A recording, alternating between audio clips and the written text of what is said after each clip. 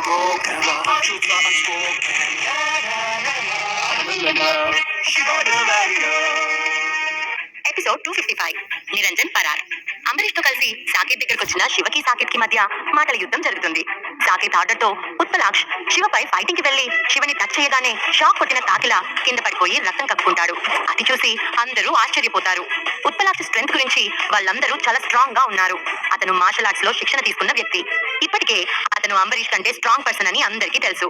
రూపంలో కానీ, పర్ఫార్మెన్స్ లో కానీ, ఎబిలిటీస్ లో కానీ అన్నిటిలో ఉత్పలాక్ష్ చాలా డిఫరెంట్ పర్సన్. అలాంటిది ఎవ్వరూ ఎక్స్పెక్ట్ చేయని విధంగా శివని టచ్ చేయగానే అతను అలా ఎలా షాక్ కొట్టిన కాకిలా అయిపోయాడో ఎవ్వరికీ అర్థం కాలేదు. ఇతని శక్తి ఎంత గొప్పది, ఈ మనిషి యొక్క ఇంటర్నల్ స్కిల్స్ ఎలాంటివి అని అనుకున్నారు అందరూ. వెల్, నేను ఇక్కడే ఉంటాను, ఎవరైతే నా దారికి అడ్డొస్తారో వాళ్ళు ఖచ్చితంగా చచ్చిపోతారు అని సీరియస్ గా ఒక మాటని వదిలి వెనుతిరిగాడు శివ. అంబరీష్ అతడిని ఫాలో అయ్యాడు. వెళ్తున్న శివని అలా చూస్తూ ఉంటే అతను శివపై ఎలాంటి అటాక్ చేయలేనేమో అని అనిపించిన సాకేత్ వెంటనే, అంబరీష్, ఒక్క క్షణం, నువ్వు శివ యొక్క మార్షల్ ఆర్ట్స్ స్ట్రెంత్ ని అంచనా వేయగలవా అని డీప్ వాయిస్ తో అన్నాడు. మిస్టర్ శివ యొక్క స్ట్రెంత్ ని అంచనా వేయడం చాలా కష్టం అని ముఖం వెనకకి కూడా తిప్పకుండా అన్నాడు అంబరీష్. ఉత్పలాక్ష్, దీని గురించి నువ్వేం చెప్తావు అని అడిగాడు Saket. I'm so sorry mister Saket, నేను అతని సీక్రెట్ ని ఫైండ్ అవుట్ చేయలేకపోయాను. అతని ఇంటర్నల్ స్ట్రెంత్ ఎవరికి అంతుపట్టనిది.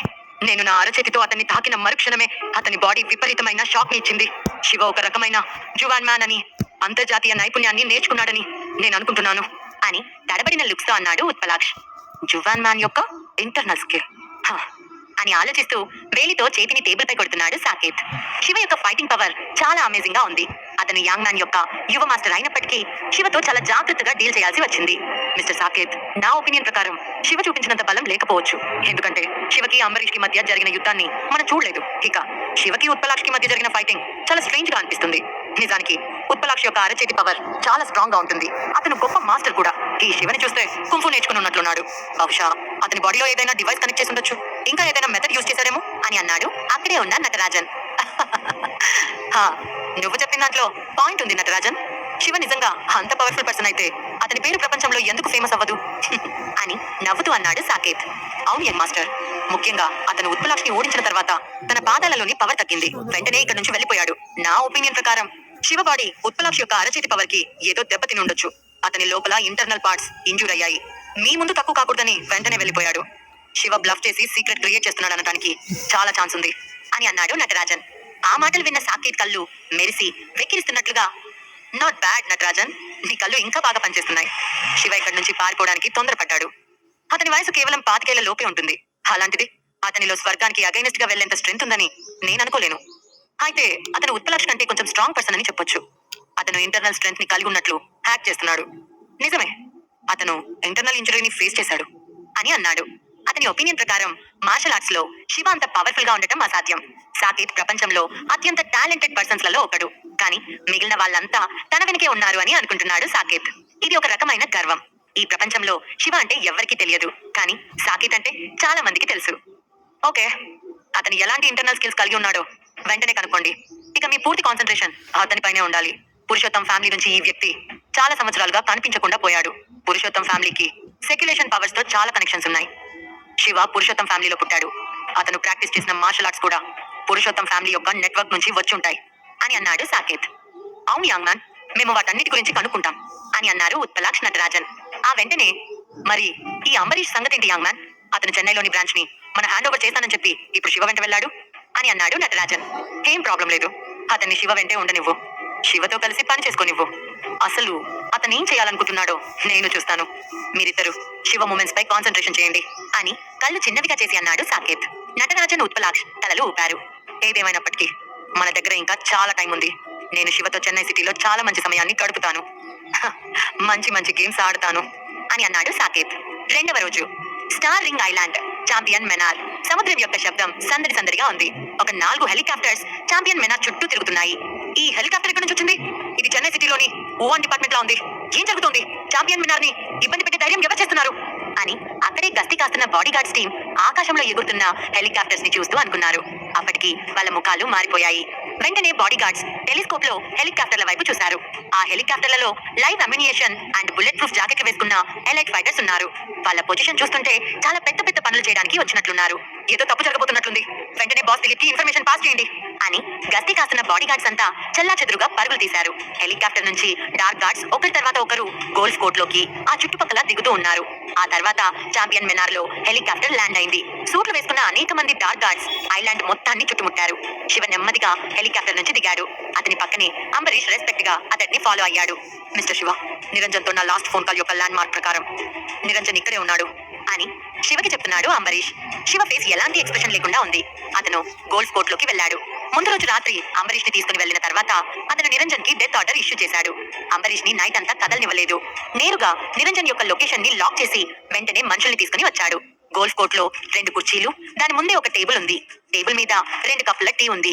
టీ తాగబోయిన 2 వ్యక్తులు అప్పుడే వెళ్లిపోయారని అర్థమవుతుంది. టీ కప్ పట్టుకుని చూసిన శివ కళ్ళు చాలా లోతుగా మారాయి. మిస్టర్ శివ, చాంపియన్ మినార్ పూర్తిగా మన కంట్రోల్లోనే ఉంది. నిరంజన్ దగ్గర పనిచేస్తున్న దిలీప్ నిరంజన్ ఇప్పుడే వెళ్ళిపోయాడని చెప్పాడు.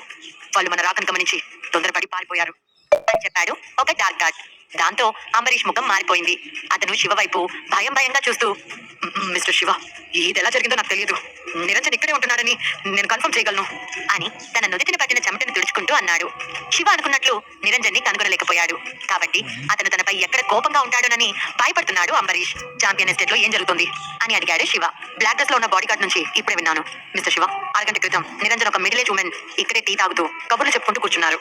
సడన్ గా వాళ్ళకి ఫోన్ వచ్చినట్లు తెలుస్తోంది.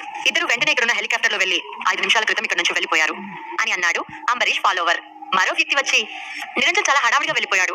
అతని కింద పనిచేసే గార్డ్స్ కి ఎలాంటి ఎక్స్ప్లెనేషన్ ఇవ్వలేదు అని చెప్పాడు. 5 నిమిషాల క్రితం మిడిల్ ఏజ్ ఉమెన్ అని ముఖం చిట్లించిన శివ దిలీప్ ని పట్టుకొని రండి అని చెప్పాడు. ఓకే మిస్టర్ శివ అని వెంటనే బ్లాక్ డ్రెస్ లో ఉన్న 2 యువకులు ఒక మిడిల్ ఏజ్ పర్సన్ ని తీసుకుని వచ్చారు. అతను చాలా భయంగా చూస్తున్నాడు. అతనే దిలీప్, నిరంజన్ యొక్క చీఫ్ హౌస్ కీపర్. అంతేకాకుండా మ్యాన్షన్ గ్రూప్ యొక్క వైస్ ప్రెసిడెంట్ కూడా. నిరంజన్ ఇక్కడ నుంచి ఎప్పుడు బయలుదేరాడు? అతనితో టీ తాగిన లేడీ ఎవరు అని సీరియస్ గా దిలీప్ వైపు చూస్తూ అడిగాడు శివ. అతని కళ్ళను చూసిన దిలీప్ భయపడిపోయి వణుకుతున్నాడు. అతను శివ యొక్క కిల్లింగ్ స్ట్రెంత్ ని చూసి భయపడుతున్నాడు. ఏ సమయంలోనైనా తన ప్రాణాలు పోవచ్చని ఆల్రెడీ ఫిక్స్ అయిపోయాడు దిలీప్. మిస్టర్ శివ, మిస్టర్ నిరంజన్ వెళ్లే ముందు నాకు ఎలాంటి ఇన్ఫర్మేషన్ ఇవ్వలేదు. అసలు ఏం జరిగిందో నాకు తెలియదు. ఇక ఆ మిడిల్ ఏజ్ ఉమెన్ యొక్క ఐడెంటిటీ చాలా సీక్రెట్ గా ఉంది. నేను ఇంతకు ముందు ఆమెని చెన్నైలో ఎప్పుడు చూడలేదు. ఆమె ఎవరో, ఆమె ఐడెంటిటీ ఏంటో నాకు నిజంగా తెలియదు అని నుదిటిన పట్టిన చెమటలను కష్టంగా తుడుచుకుంటూ తడబడుతూ అన్నాడు దిలీప్. నిరంజన్ అనురాధతో మాట్లాడుతున్నప్పుడు ఎవరిని ఆ చుట్టుపక్కల ఉండనిచ్చేవాడు కాదు. అందుకే దిలీప్ కి కూడా ఆమె ఐడెంటిటీ తెలియదు. దిలీప్ యొక్క భయం టాప్ పొజిషన్ కి చేరుకుంది. శివ యొక్క ఉనికిని గురించి అతనికి బాగా తెలుసు. అతను నిరంజన్ తో కలిసి బాంబే వెళ్ళాడు. శివ మనిషి అయిన అభినవ్ ని చెన్నై తీసుకుని వచ్చి చాంపియన్ మినార్ లో బంధించాడు. అందుకే అతనికి శివ గురించి బాగా తెలుసు. అండ్ నిరంజన్ వంటి క్రూరమైన వ్యక్తితో డీల్ చేస్తున్నాడు అంటే అతను అంతకంటే క్రూయల్ పర్సన్ అని కూడా భావించాడు. అయితే దిలీప్ కి ఏం జరుగుతుందో తెలియదు. నిరంజన్ సడన్ గా చాంపియన్ మినార్ నుంచి ఎందుకు వెళ్లిపోయాడో అతనికి తెలియదు. అట్లీస్ట్ దిలీప్ కి నిరంజన్ ఫోన్ చేసి ఇన్ఫర్మేషన్ కూడా ఇవ్వలేదు.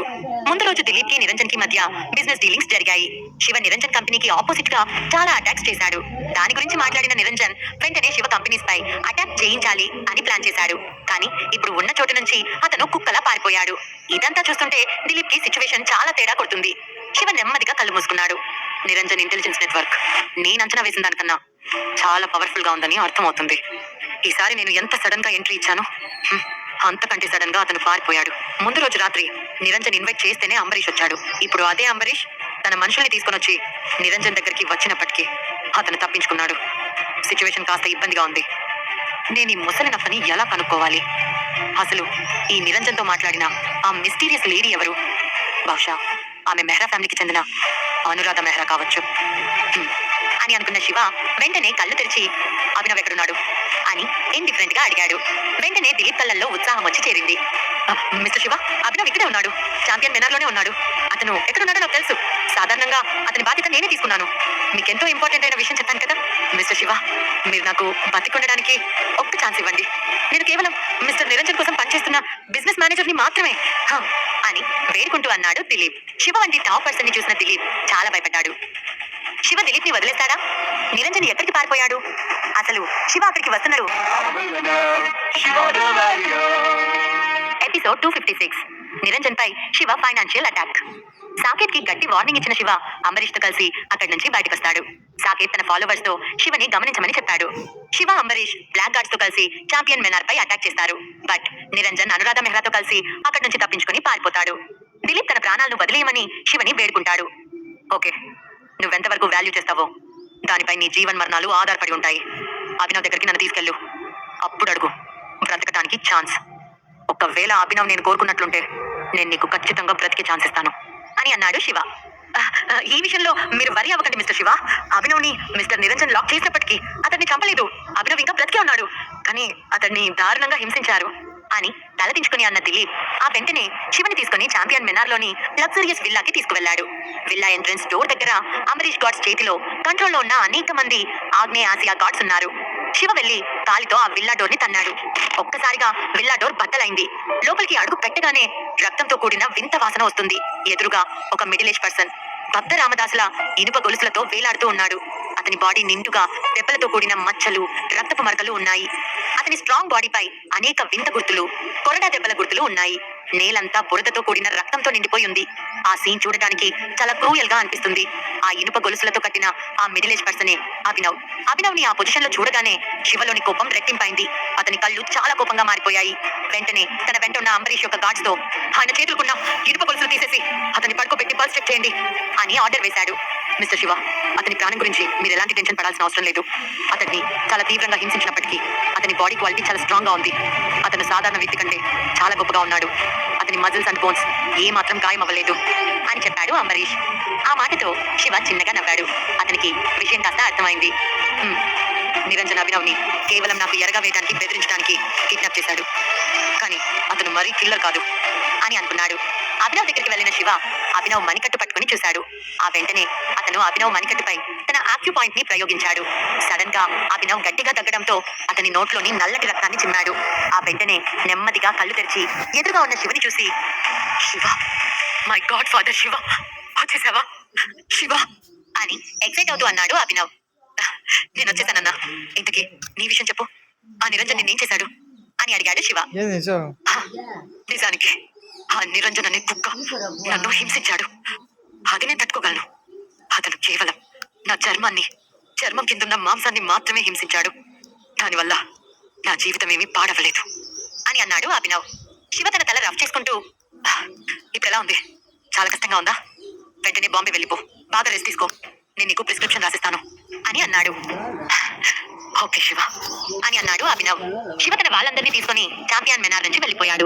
ఆ సీక్రెట్ ప్లేస్ లో ఉన్న నిరంజన్ మనుషులు విలువలేని వాళ్ళు, కేవలం servants, body guards and business managers. Niranjan యొక్క కోర్ ఇన్ఫర్మేషన్ కి వాళ్ళకి ఎలాంటి సంబంధం లేదు. అందుకే శివ వాళ్ళని ఏమీ అనలేదు. ఛాంపియన్ ఎస్టేట్ నుంచి బయలుదేరిన శివ కళ్ళు చాలా క్రూయల్ గా ఉన్నాయి. అతను వెంటనే మొబైల్ తీశాడు. నిరంజన్ గొంతు స్టిక్ లాంటిది. అనురాధ మెహ్రాతో కలిసి చాలా ప్లాన్స్ వేస్తున్నాడు. ఎన్ని రోజులు ఎన్ని ఆటలాడినా చెల్లింది. ఈ రోజు చెన్నై సిటీలో ఘోరమైన దెబ్బ తగిలే సమయం వచ్చింది అని అనుకున్న శివ వెంటనే వర్ధన్ కి ఫోన్ చేశాడు. అవతల వర్ధన్ ఫోన్ లిఫ్ట్ చేయగానే, మిస్టర్ వర్ధన్, మీరు అన్ని ఏర్పాట్లు చేసుకోండి. ఈ రాత్రి మీరు ప్రెస్ కాన్ఫరెన్స్ ని అరేంజ్ చేయండి. అంతేకాకుండా మిస్టర్ మూర్తితో city chamber of commerce meeting ని అరేంజ్ చేయమని చెప్పండి. అంతేకాదు, ఈ రోజు రాత్రి Chennai city chamber of commerce కి నన్ను తీసుకుని వెళ్ళండి అని ఆర్డర్ వేశాడు శివ. ఓకే మిస్టర్ శివ అని కాల్ కట్ చేసి శివ చెప్పిన పనిలో పడ్డాడు వర్ధన్. మధ్యాహ్న సమయం. ఎండ మండిపోతోంది. అరేబియా మహాసముద్రంలోని ఓ దీవి మధ్యలో ఓ ప్రైవేట్ విమానం ల్యాండ్ అయింది. ఆ ఐలాండ్ కి మధ్యలో ఓ ఫారెస్ట్ ఉంది. ఆ ఫారెస్ట్ లో luxurious private villas, entertainment resorts ఉన్నాయి. ప్రతి విల్లా ఎంట్రన్స్ గేట్ వద్ద సన్ గ్లాసెస్ పెట్టుకున్న ఒక పర్సన్ సూట్ వేసుకుని నిలబడ్డాడు. వాళ్ళ మొహాలు క్రూయల్ టెంపర్మెంట్ తో ఉన్నాయి. వాళ్ళంతా ఆగ్నేయ ఆసియాకి చెందిన వాళ్ళు. ఇది నిరంజన్ యొక్క ట్రైనింగ్ సెంటర్. తన ప్రొటెక్షన్ కోసం కిల్లర్ అటెండెన్స్ లకు శిక్షణ ఇవ్వడానికి బిలియన్ల కొద్దీ డబ్బు ఖర్చు చేస్తున్నాడు. And powerful fire power, man power and defence system ని కలిగి ఉన్నాడు. హెలికాప్టర్ ఒక విల్లా బేస్ లో ఆగింది. నార్మల్ డ్రెస్ లో ఉన్న ఒక మిడిల్ ఏజ్ ఉమెన్ కిందకి దిగింది. ఆమె వెనుకే చెమట తుడుచుకుంటూ ఒక మిడిల్ ఏజ్ పర్సన్ దిగి ఆమెను ఫాలో అయ్యాడు. బ్లాక్ సన్ గ్లాసెస్ తగిలించుకున్న యంగ్ పర్సన్స్ అంతా నిరంజన్ కి స్వాగతం పలికారు. వాళ్ళందరి గ్రూప్ కి నాయకుడైన ఓ వ్యక్తి, మిస్టర్ నిరంజన్, మీరు పంపిన థర్డ్ కిరాయి కంపెనీ మొత్తం అదే ప్లేస్ లో ఉంది అని అన్నాడు. ఓకే, వీలైనంత త్వరగా నా కోసం వాళ్ళని ఏర్పాటు చేయి. ఈ ఐలాండ్ యొక్క సెక్యూరిటీ నాకు చాలా ఇంపార్టెంట్ అని చెమట తుడుచుకుంటూ పాలిపోయిన ముఖంతో అన్నాడు మిడిల్ ఏజ్ పర్సన్ అయిన నిరంజన్. అంతకుముందే అతను ఛాంపియన్ మెనార్ లో అనురాధ మెహ్రాతో మాట్లాడుతూ టీ తాగుతూ ఉండగా సడన్ గా శివ తనని చంపడానికి మనుషుల్ని తీసుకుని వస్తున్నాడని అనురాధ వెనుకున్న లీడర్ నుంచి కాల్ వచ్చింది. ఆ దెబ్బతో నిరంజన్ కి అక్కడికక్కడే గుండెపోటు వచ్చినట్లుగా అయింది. వెంటనే అనురాధ, నిరంజన్ ఫ్లైట్ లో బయలుదేరారు. శివ అతనిపై చాలా ప్రెషర్ ని తీసుకొచ్చాడు. ముఖ్యంగా శివ యొక్క ఎఫిషియన్సీ అతనికి చాలా భయాన్ని కలిగిస్తుంది. ముందు రోజు రాత్రి శివతో డీల్ చేయమని అంబరీష్ ని అడిగాడు. కేవలం 12 అంటే 12 గంటల లోపే శివ అంబరీష్ నెక్ లాక్ చేసి తన ప్లేస్ కి తీసుకొచ్చేలా చేశాడు. ఈ రోజు విషయం తెలుసుకుని నిరంజన్ పారిపోకపోయి ఉంటే శివ చేతిలో అతను అప్పడంలా నలిగిపోయేవాడు. శివ అతని మనుషుల యొక్క స్కిల్స్ అన్బిలీవబుల్ గా ఉన్నాయి. దీన్ని ఫియర్లెస్ అని కూడా పిలుస్తారు. ఈ శివ చాలా క్రూయల్ గా ఉన్నాడు. నేను ఇంత డేంజరస్ సిచ్యువేషన్ ని ఎదుర్కోలేను. దాదాపు మూచొచ్చి పడిపోయేవాడిని అని డీప్ వాయిస్ తో భయపడుతూనే అన్నాడు నిరంజన్. మీరు సేఫ్ ప్లేస్ లో ల్యాండ్ అయ్యారు. ఇది కేవలం ఒక చిన్న ప్రమాదం మాత్రమే అని నెమ్మదిగా అన్నది అనురాధ. ఆమె ముఖం చాలా ప్రశాంతంగా ఉంది. చూడు నిరంజన్, మన పైన ఒక లీడర్ ఉన్నాడు. సో మనం చాలా నిశ్చింతగా ఉండొచ్చు. శివ చెన్నై సిటీలో ఒక చిన్న కుండలో ఉన్న తాబేలు మాత్రమే. అతని ప్రతి మూమెంట్ పెద్దాయన దృష్టి నుంచి పక్కకు పోదు అని అన్నది అనురాధ. నిరంజన్ రిలీఫ్ ఎక్స్ప్రెషన్స్ తో అనురాధని చాలా డీప్ గా పరిశీలించి ఇంకేం మాట్లాడలేదు. ఈ విధంగా బాడీగార్డ్స్ టీం నేతృత్వంలో వాళ్ళు ఐలాండ్ మధ్యలో ఉన్న ఒక లగ్జరియస్ విల్లాలో కూర్చుని సర్వెంట్ ని టీ ఇవ్వమని ఆర్డర్ వేశారు. నిరంజన్ కూర్చుని వేడివేడి టీ తాగుతూ ప్రశాంతంగా ఊపిరి పీల్చుకుంటున్నాడు. ఇప్పుడు అతనికి కాస్త హాయిగా మనశ్శాంతిగా ఉంది. చుట్టూ చూశాడు. ఆ సమయంలో అతని గుండె ఇంకా కాస్త స్పీడ్ గానే కొట్టుకుంటూ ఉంది. అది అంతకు ముందు అతనిలో చేరిన భయం వల్ల కలిగిన గుండె తడ. ముసలాడు కదా, పాపం సేఫ్ గా ఉన్నప్పటికీ కంట్రోల్ అవ్వలేకున్నాడు. ప్రైవేట్ ప్లేస్ లో కూడా అతను సెక్యూర్డ్ అన్న ఫీలింగ్ ని యాక్సెప్ట్ చేయలేకపోతున్నాడు. ఈ శివ చాలా క్రూయల్ గా ఉన్నాడు. అతను ఒక ఇమ్మోర్టల్ పర్సన్.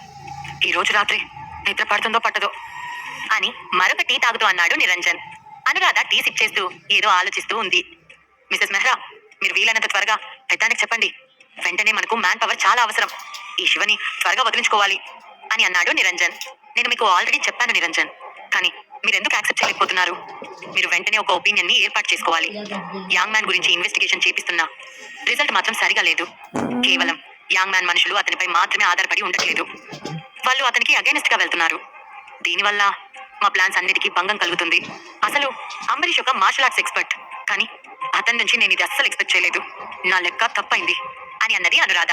ఆ మాట విన్న నిరంజన్ వికారంగా చూస్తూ, అంబరీష్ నాకు చాలా పెద్ద హెల్ప్ చేస్తాడనుకున్నాను, కానీ అతను చాలా అత్యాశపరుడు. అయినా నా ఇండస్ట్రీలో అతను డీప్ కోఆపరేషన్ కలిగి ఉన్నాడు.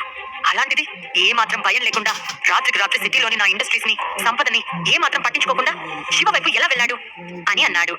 నిజానికి నిరంజన్ అంబరీష్ ని శివ దగ్గరికి పంపించినప్పటికీ ఆ రాత్రంతా అతను నిద్రపోలేదు. అంబరీష్ ఎప్పుడెప్పుడు శుభవార్తను తీసుకొస్తాడా అని ఎదురు చూస్తూ ఉన్నాడు. కానీ అతను ఎదురు చూసినట్లు కాకుండా అంబరీష్ తన టీంతో కలిసి శివని తీసుకుని తన ప్రాణాలను తీయడానికి వచ్చాడు. ఇది నిరంజన్ అసలు ఏ మాత్రం ఎక్స్పెక్ట్ చేయలేకపోతున్నాడు. ఇప్పుడు మనకి శివకి ఎరగా వేయడానికి అభినవ్ కూడా లేడు.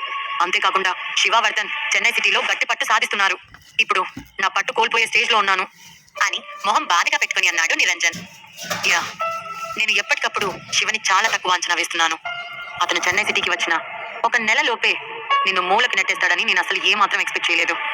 రాబోయే రోజుల్లో నువ్వు ఇక్కడే ఉండు. బిజినెస్ ని ఇక్కడే ఉండి రిమోట్ తో కంట్రోల్ చేయి. Chennai city chamber of commerce యొక్క యాక్షన్స్ కి ఇక్కడ నుంచి కోఆపరేట్ చేయి. శివ చేసే ప్లాన్ నుంచి నువ్వు వెంటనే బయటపడాలి. తర్వాత ఏం చేయాలో నేను నీకు చెప్తాను. ఇంకెన్నో రోజులు లేదు. అతనికి టైం దగ్గర పడింది. శివ ఖచ్చితంగా చనిపోయే రోజు చాలా దగ్గరలో ఉంది అని కసిగా అన్నది అనురాధ. చెన్నై సిటీ టీ నగర్ సందడిగా ఉండే చాలా పొడవైన రూట్. చుట్టూ ఎక్స్ట్రాడినరీ బిల్డింగ్స్ ఉన్నాయి. వాటిలో డైమండ్ షేప్ లో ఉన్న ఒక గోల్డ్ కలర్ బిల్డింగ్ అందరినీ అట్రాక్ట్ చేస్తుంది. ఆ బిల్డింగ్ యొక్క ఆర్ట్ పిక్చర్ చాలా అద్భుతమైన దృశ్యాలను చూపిస్తూ ఉంది. అది చెన్నై సిటీలోని ఛాంబర్ ఆఫ్ కామర్స్ యొక్క హెడ్ క్వార్టర్స్. దీన్ని సిటీ బిజినెస్ సెంటర్ గా కూడా పిలుస్తారు. ఇది చెన్నై సిటీ యొక్క ఫైనాన్షియల్ సర్కిల్. ఇక్కడే అనేక కంపెనీల మెయిన్ బ్రాంచెస్ హెడ్ క్వార్టర్స్ ఉంటాయి. ఒక black Bentley car chamber of commerce యొక్క హెడ్ క్వార్టర్స్ ముందు ఆగింది. అప్పుడే కార్లో నుంచి దిగిన ఒక foreign bodyguard door open చేశాడు. వైట్ షర్ట్ వేసుకున్న ఒక వ్యక్తి కార్ దిగి నేరుగా chamber of commerce headquarters లో బిల్డింగ్ లోకి ఎంటర్ అయ్యాడు. అతనే శివ. అతని వెంట ఉన్న బాడీ గార్డ్ లంబో. అతను ఉదయం వర్ధన్ కి ఆర్డర్ చేసిన ప్రకారం Chennai city chamber of commerce headquarters లో ఈ రోజు ఇంటర్నల్ మీటింగ్ జరుగుతుంది. ఇక్కడ శివ యొక్క ఉద్దేశం Chennai federation of chamber of commerce ని కంట్రోల్ చేయడం. చెన్నై సిటీలోకి ఎంటర్ అవ్వడానికి నిరంజన్ చాలా భయపడ్డాడు. వాస్తవానికి ఇది అతనికి ఒక భరించలేని నొప్పి. అతను చెన్నై సిటీలో ఒక దేవుడిగా ఒక వెలుగు వెలిగాడు. ఈ రోజు అదే చెన్నై సిటీలోకి ఎంటర్ అవ్వాలంటే భయపడుతున్నాడు. బండ్లు ఓడల సామెత అతనికి బాగా సూట్ అవుతుంది. శివ అనుకున్నట్లే నిరంజన్ ని పడగొట్టబోతున్నాడా? నిరంజన్ శివ చర్యలను ఎలా తిప్పికొట్టబోతున్నాడు? అసలు అనురాధ నిరంజన్ లో వెనుకున్న ఆ పెద్ద వ్యక్తి ఎవరు? ఇది episode 257 chamber meeting. Shiva Niranjan ని పట్టుకోవడానికి వెళ్లేసరికి నిరంజన్ ఉన్న చోటు నుంచి తప్పించుకుంటాడు. శివ అభినవ్ ని తీసుకుని అక్కడి నుంచి బయలుదేరి వెళ్తూ వర్ధన్ కి కొన్ని పనులు అప్పచెప్తాడు. నిరంజన్ అనురాధతో కలిసి మరొక ఐలాండ్ కి వెళ్లి దాక్కుంటాడు. ఛాంబర్ ఆఫ్ కామర్స్ యొక్క మీటింగ్ స్టార్ట్ అవ్వబోతోంది.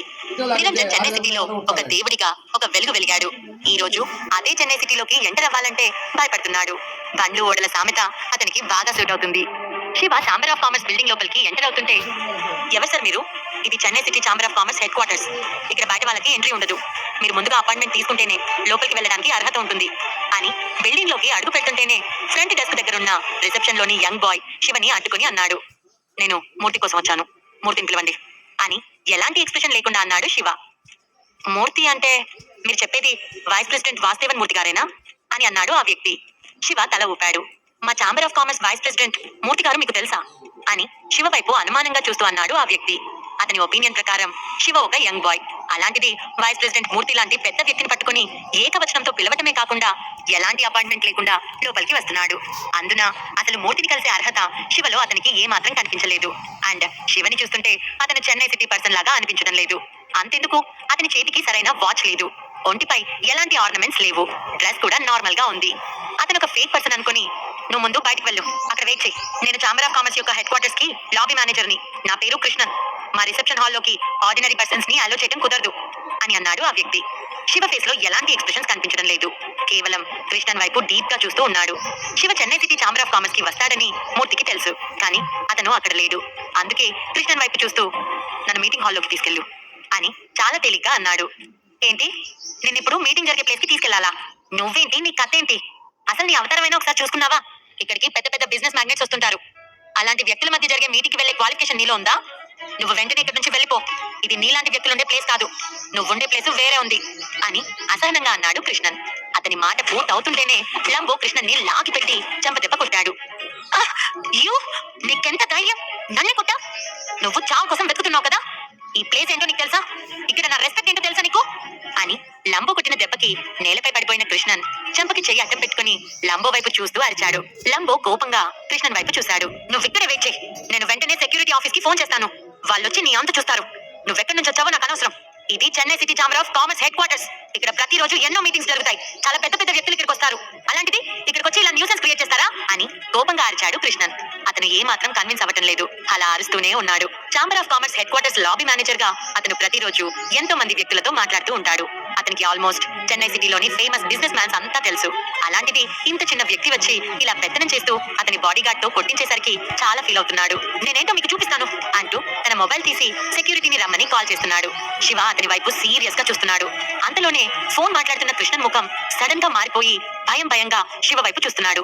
ఎందుకంటే సడన్ గా కొన్ని బ్లాక్ బెంట్లీ కార్స్ వచ్చి ఆగాయి. డోర్ నుండి బ్లాక్ సూట్ వేసుకున్న యంగ్ బాయ్స్ టీం వచ్చింది. ప్రతి ఒక్కరూ సన్ గ్లాసెస్ పెట్టుకుని చాలా సీరియస్ ఎక్స్ప్రెషన్స్ తో ఉన్నారు. అప్పటికి ఛాంబర్ ఆఫ్ కామర్స్ బిల్డింగ్ బయట 30 బ్లాక్ బెంట్లీ కార్లు పార్క్ చేసి ఉన్నాయి. ఒక కార్ నుంచి కొంతమంది బయటకు వచ్చారు. వాళ్ళల్లో ఒక బ్లాక్ సూట్ వేసుకున్న వ్యక్తి శివ వెనక నిలబడ్డాడు. అది చూసిన కృష్ణన్ చాలా భయపడ్డాడు. అతని కాళ్ళు ఆటోమేటిక్ గా మెత్తబడి అతను సడన్ గా వణుకుతూ నేలపై మోకరిల్లాడు. దాదాపు అతని ప్యాంట్ కూడా తడిచిపోయింది. వెంటనే ఐఎమ్ సో సారీ సార్ అని వణుకుతూ శివకి అపాలజీ చెప్పిన కృష్ణన్, మిస్టర్, మీరు వైస్ ప్రెసిడెంట్ మూర్తి గారిని కలవాలి అన్నారు కదా, మూర్తి గారు 3rd ఫ్లోర్ లోని మీటింగ్ హాల్లో ఉన్నారు అని రెస్పెక్ట్ఫుల్ గా అన్నాడు.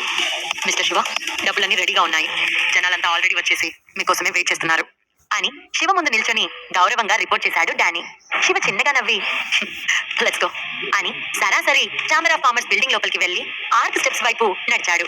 అతని వెనుకే డానీ, లంబో, అంబరీష్ ముగ్గురు క్రూరమైన వ్యక్తులు ఫాలో అయ్యారు. బ్లాక్ బాడీ గార్డ్స్ వాళ్ళని ఫాలో అయ్యారు. ఇంకా మిగిలిన డజన్ల కొద్ది elite body guards chamber of commerce మొత్తాన్ని తమ కంట్రోల్లోకి తీసుకుని గస్తీ కాస్తున్నారు. ఏ ఒక్క వ్యక్తి కూడా ఇక ఛాంబర్ ఆఫ్ కామర్స్ లోపలికి ఎంటర్ అవ్వడానికి ఎంట్రీ లేదు. అదే సమయంలో chamber of commerce building head quarters లోని 3rd ఫ్లోర్ లో ఉన్న మీటింగ్ హాల్లో ఆర్క్ షేప్ లో ఉన్న కాన్ఫరెన్స్ టేబుల్, దానికి ఎదురుగా ఎక్స్ట్రాడినరీ బేరింగ్ తో ఉన్న మిడిల్ ఏజ్ పర్సన్స్ కూర్చొని ఉన్నారు. అందరూ చాలా కాస్ట్లీ డీసెంట్ సూట్స్ వేసుకుని 10 లక్షలకు తక్కువ కానీ కాస్ట్లీ వాచెస్ పెట్టుకుని చాలా డిగ్నిటీగా కనిపిస్తున్నారు. ప్రెసిడెంట్ మూర్తి, సడన్ గా ఈ మీటింగ్ ఏంటి? అసలు ఈ మీటింగ్ యొక్క ఉద్దేశం ఏంటి? మీరేం చెప్పాలనుకుంటున్నారు? వచ్చే సీజన్ లో మీరు ప్రెసిడెంట్ గా మారబోతున్నారా అని ముఖం నిండా అసహ్యం నింపుకున్న ఒక లావు పార్టీ వ్యక్తి అన్నాడు. వైస్ ప్రెసిడెంట్ మూర్తి, మీరు ఫన్ చేయట్లేదు కదా? ప్రెసిడెంట్ నిరంజన్ యొక్క పొజిషన్ ని ఛాంబర్ ఆఫ్ కామర్స్ లో నుంచి ఎలిమినేట్ చేయాలని కొద్ది రోజుల క్రితం అన్నారు. ఇప్పుడేమో ఏకంగా మీరే ప్రెసిడెంట్ అవుతాను అంటున్నారు. ఏంటిది అని ఒక మిడిల్ ఏజ్ ఉమెన్ వెక్కిరిస్తూ అన్నది. ఇప్పుడు మీరు మాకు అసలు విషయం చెప్పండి. మీరు ప్రెసిడెంట్ నిరంజన్ ని ఓవర్త్రో చేసి మీరు ప్రెసిడెంట్ సీట్ లో కూర్చోవాలి అనుకుంటున్నారా? మమ్మల్ని మీకు సపోర్ట్ ఇవ్వమని అడుగుతున్నారా? అసలు ప్రెసిడెంట్ సీట్ లో కూర్చోడానికి మీకు ఎలాంటి అర్హత ఉంది అని వెక్కిరిస్తూ అన్నాడు మరో మిడిల్ ఏజ్ పర్సన్. ప్రెసిడెంట్ మూర్తి, నేను మీకు ఒక విషయం చెప్పాలనుకుంటున్నాను. ఈ రోజు మీరు మాకు ఎక్స్ప్లెనేషన్ ఇవ్వకుండా కాన్ఫరెన్స్ హాల్ నుంచి బయటకు వెళ్ళలేరు. ఒకవేళ నన్ను పొమ్మంటారా? అది కూడా కుదరదు. మీరు ఖచ్చితంగా చాలా క్లియర్ గా ఎక్స్ప్లెనేషన్ ఇవ్వాలి. మీరు నిరంజన్ ని ప్రెసిడెంట్ గా దింపేసి మీరు ప్రెసిడెంట్ గా ఉండాలనుకుంటున్నారా? ఎందుకు ఆ డెసిషన్ తీసుకున్నారు అని సీరియస్ గా అన్నాడు మరొక వ్యక్తి. మూర్తి కాన్ఫరెన్స్ టేబుల్ దగ్గర నిలబడి ఉన్నాడు. అతను ప్రెజెంట్ చాలా సైకలాజికల్ ప్రెజర్ ని ఫీల్ అవుతున్నాడు. నిజానికి వర్ధన్ తనకి పాయింట్ బ్లాంక్ లో గన్ గురిపెట్టి మరీ ఇక్కడికి పంపించాడు. లేకపోతే అతనికి వీళ్ళందరినీ ఫేస్ చేసే ధైర్యం ఉండేది కాదు. నిజానికి ఈ రోజు ఈ మీటింగ్ యొక్క ముఖ్య ఉద్దేశం ప్రెసిడెంట్ నిరంజన్ ఫౌండేషన్ ని తొలగించడమే. ఇప్పుడు వర్ధన్ శివ ఇంకా రాలేదు. సో ప్రెజెంట్ సీన్ ని తనంతట తాను డీల్ చేయలేకపోతున్నాడు మూర్తి. ఛాంబర్ ఆఫ్ కామర్స్ యొక్క ఎగ్జిక్యూటివ్ మెంబర్స్ అందరూ చాలా ఉడుకుగా ఉన్నారు. తనని తాను స్థిమితపరచుకొని, ladies and gentlemen, take it easy. నేను ఖచ్చితంగా నా ప్లాన్ ఏంటో మీకు చెప్తాను. నా బాస్ ఇక్కడికి వస్తున్నారు. అతను ఖచ్చితంగా మీకు అందరికీ సాటిస్ఫాక్టరీ రివార్డ్స్ ని ఇస్తారు అని అన్నాడు వాసుదేవన్ మూర్తి. నీ వెనకున్న బాసా వైస్ ప్రెసిడెంట్ మూర్తి? మీరు తమాషా చేయట్లేదు కదా? అసలు మేము నిరంజన్ కి ద్రోహం చేస్తామని ఎలా అనుకుంటున్నారు? ప్రెసిడెంట్ నిరంజన్ కి ఆపోజిట్ గా మేమేమీ చేయలేం అని నవ్వుతూ అన్నాడు ఒక ముసలి బిజినెస్ మ్యాన్. మీరు మాకు ఎంత డబ్బు ఇచ్చినా, ఎంత ప్రాపర్టీ ఇచ్చినా మేము మీ ప్లాన్ కి సపోర్ట్ చేయం. చెన్నై సిటీలో మిస్టర్ నిరంజన్ ని సవాల్ చేసే ధైర్యం ఎవరికుంది అని అన్నాడు మరొక పర్సన్. వాసుదేవన్ మూర్తి మన అందరినీ టీజ్ చేస్తున్నాడేమో అని అక్కడున్న అందరూ పెద్దగా నవ్వారు. అంతలోనే మీటింగ్ హాల్ డోర్ ఒక్కసారిగా ఓపెన్ అయింది. డోర్ నుండి, అవును, సీజన్ యొక్క పర్సన్ ని సవాల్ చేయడానికి ఎవరు ధైర్యం చేయలేరు అని ఒక అత్యద్భుతమైన ఇండిఫరెంట్ వాయిస్ వినిపించింది. ఆ వాయిస్ అక్కడున్న అందరికీ చాలా సీరియస్ గా అనిపించింది. శివ నార్మల్ వైట్ షర్ట్ వేసుకుని ఎలాంటి ఎక్స్ప్రెషన్ లేకుండా మీటింగ్ హాల్ లోకి ఎంటర్ అయ్యాడు. ఎవరు నువ్వు? ఇలా లోపలికి ఎలా వచ్చావు? అసలు నిన్నెవరు లోపలికి రానిచ్చారు? ఏంటి సంగతి? ఎవరు పడితే వాళ్ళు రావడానికి ఇది మీటింగ్ హాల్ అనుకుంటున్నావా, లేదంటే చేపల మార్కెట్ అనుకుంటున్నావా? ఇక్కడికి నీలాంటి వాళ్ళు రాకూడదు. ఆ విషయం తెలియదా? అసలు నిన్ను ఎవరు లోపలికి రానిచ్చారు అని శివ ఎంట్రీతో అక్కడున్న ఛాంబర్ ఆఫ్ కామర్స్ మెంబర్స్ అంతా తమ అసంతృప్తిని వ్యక్తపరిచారు. మిస్టర్ శివ వచ్చేసారా అని శివని చూడగానే వెంటనే శివ దగ్గరికి పరుగు లాంటి నడకతో వచ్చి మొహం నిండుగా రెస్పెక్ట్ తో అన్నాడు మూర్తి. అతను అలా రెస్పెక్ట్ గా శివ దగ్గరికి వెళ్లేసరికి మాట్లాడే మెంబర్స్ అందరూ సైలెంట్ అయ్యారు. Mister Shiva, I'm so sorry. నేను మిమ్మల్ని కలవడానికి కిందకి రావాలనుకున్నాను, కానీ వీళ్ళంతా నన్ను ఆపేశారు. నేను వీళ్ళని దాటుకుని రాలేకపోయాను అని శివ ఎక్కడ తనని బ్లేమ్ చేస్తాడో అని ముందుగానే అపాలజీ చెప్పాడు మూర్తి. శివ ముఖం ఎప్పట్లానే ఉంది. అతను అక్కడున్న మెంబర్స్ అందరి వైపు చూశాడు. దాదాపు 20 మంది దాకా ఉన్నారు. వాళ్ళంతా చెన్నై సిటీలో రోజు పేపర్లో కనిపించే business celebrities. Chennai city chamber of commerce యొక్క మీటింగ్ కి హాజరయ్యే అర్హత ఉన్న వాళ్ళు అంటే వాళ్ళ వాల్యూ అట్లీస్ట్ బిలియన్ల కంటే ఎక్కువని చెప్పొచ్చు. ఇక్కడున్న అందరూ కూడా అదే రేంజ్ పర్సన్స్. మిస్టర్ శివనా? వాట్ ప్రెసిడెంట్ మూర్తి అని శివ వైపు అనుమానంగా చూస్తూ అన్నది ఒక మిడిల్ ఏజ్ ఉమెన్. ఏంటి మిస్టర్ మూర్తి, మీరు ఇప్పటి వరకు చెప్పిన బాస్ ఈ చిన్న పిల్లాడా? నిరంజన్ ని ఎదుర్కోవడానికి నీ వెనకున్న బాస్ ఇతనా? ఈ విచిత్రమైన వ్యక్తి నీకు సపోర్ట్ ఇస్తాడని అనుకుంటున్నావా అని అన్నాడు మరో middle age person. Vice president Murthy, మీరు మాకు చెప్పింది ఈ క్రేజీ అబ్బాయి గురించేనా? మీరు ఛాంబర్ ఆఫ్ కామర్స్ ప్రెసిడెంట్ అవ్వడానికి ఇతను మీకు సపోర్ట్ ఇస్తున్నాడా? అండ్ మీకు సపోర్ట్ చేయడానికి మాకు ఇతను బెనిఫిట్స్ ఇస్తాడా? అని నవ్వుతూ అన్నాడు మరొక ముసలి వ్యక్తి. వాళ్ళందరి దృష్టిలో శివ నిరంజన్ కి అగైనెస్ట్ గా మాట్లాడటం కోసం కాన్ఫరెన్స్ హాల్ కి రావడం అనేది చాలా జోక్గా ఉంది. ఇంత చిన్న అబ్బాయి సోషల్ ఎడ్యుకేషన్ ని రిసీవ్ చేసుకున్నాడు అంటే వాళ్ళెవ్వరూ నమ్మలేకపోతున్నారు. అసలు అతనికి ఏం తెలుసని ఇక్కడికి వచ్చి మాట్లాడుతున్నాడు? వాళ్ళకు ఏ మాత్రం అంతు పట్టడం లేదు. చెన్నై సిటీలో నిరంజన్ పొజిషన్ ఏ రేంజ్ లో ఉందో అక్కడున్న అందరికీ తెలుసు. అలాంటి వ్యక్తికి ఆపోజిట్ గా వెళ్ళడం అనేది రాక్షసుడిని ఒంటరిగా ఢీ కొట్టడమే.